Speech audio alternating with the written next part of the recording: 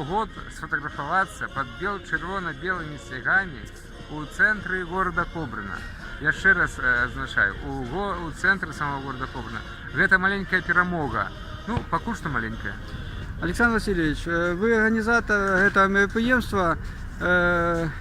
Може ви нечто розкажете, для чого ви це робите? Кому це потрібно в цій країні? У цій країні це потрібно людям, які хочуть себе відчувати громадянами. Тому що тільки тоді, коли чоловік ведає свою історію, свою спадщину, він громадянин країни. Коли не ведає, тільки ця назва у паспорті, що він громадянин.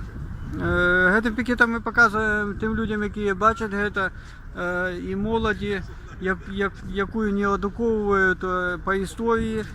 І вона не ведає, що в 18-м году, 29 сакавіка, зібрались люди і обвестили незалежную республику Беларусь, народную. Да, что тычется менавіта истории. Вы уявите 1918 год и ты подеи. Это же не только за один год и в один день там собрались люди и обвестили и приняли уставную грамоту. Вот эту третью уставную грамоту.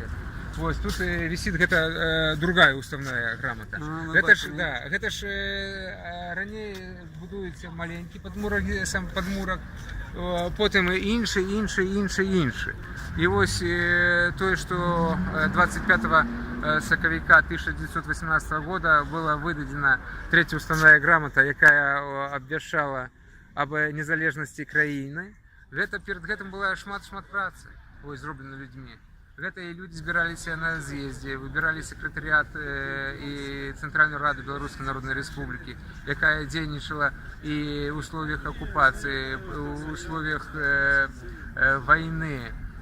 І мужні люди, і вони в першу чергу звертали увагу не на себе.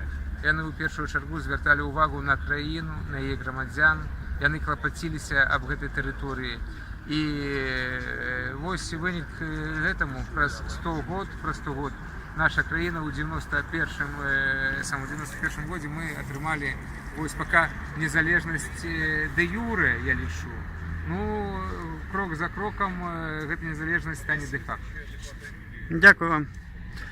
Сьогодні поїхали святкувати і підтримати сябру з Кобрина, правильно? Правильно, бо солідарність завжди самий перший, що треба робити.